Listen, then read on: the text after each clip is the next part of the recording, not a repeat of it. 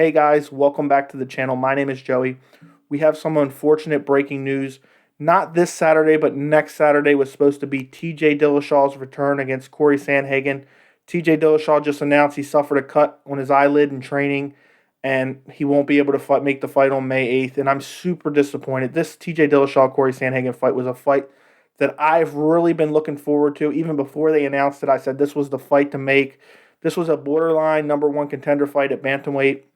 You had, Aljamain Sterling as champion since the DQ win against Peter Yan, and then Aljamain Sterling is having surgery, so that'll put him out for about 6-7 months.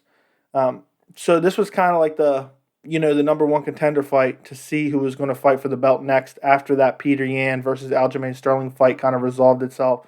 But now we don't get it. And I mean, there's so many factors and so many reasons that I was super interested in this TJ Dillashaw versus Cory Sandhagen fight. I mean, TJ's return, he's been off for over 2 years. He has not fought since January of 2019, since he dropped down to flyweight to fight Henry Cejudo. Lost. He was still technically the bantamweight champion at that point in time, but he popped positive for EPO, a banned substance. There was speculation for a while that he was on EPO. Cody Garbrandt said a couple things about it in the past, but he was finally popped for it, and that's an injectable only, so there's no way to say, oh, it was a tainted supplement, this or that. He injected that into his body, caught red-handed, suspended for 2 years by USADA. He's been eligible to return since January, but I guess the timing, I don't know how the timing didn't work out for him, but, he got his fight scheduled for May 8th against Cory Sandhagen.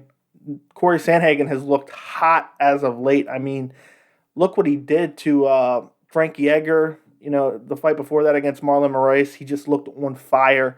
And to get a big fight against T.J. Dillashaw, the winner of this fight, even though I didn't necessarily like T.J. Dillashaw potentially being in a number one contenders fight, the winner of this fight was going to fight for the belt next. Cory Sandhagen arguably already deserves it. But, he does have that recent loss to Aljamain Sterling last year. But, if T.J. Dillashaw was going to come back and earn a title shot, I want him to have to beat a worthy contender because I'm so curious to see how T.J. Dillashaw will look.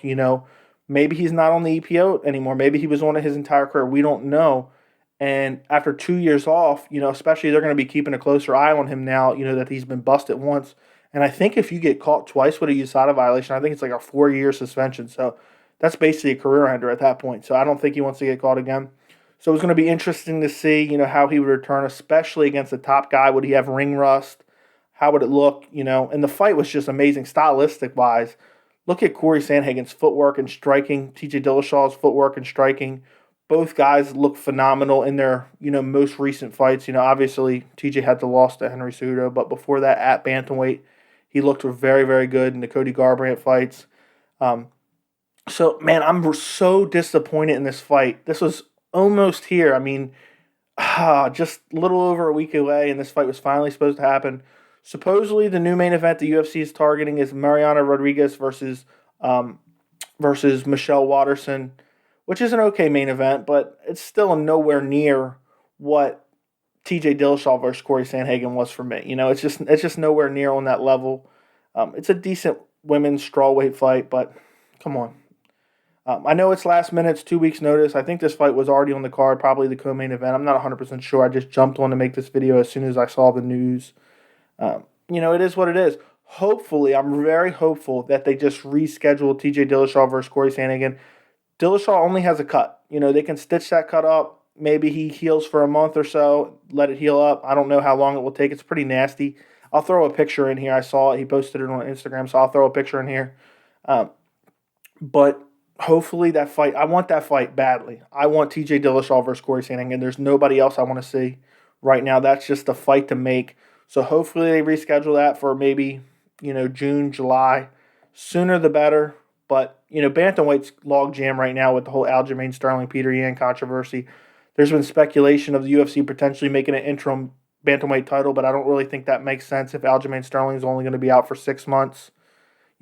Many of champions have sat out for that long and not got stripped of a belt. And I know it's kind of weird because, it wouldn't be a very good look. You have Peter Yan lose by disqualification, Aljamain Sterling becomes champion, and maybe they book an interim title fight now in the meantime. I don't think that would look good at all. But, we could have basically Dillashaw versus Cory Sandhagen this summer.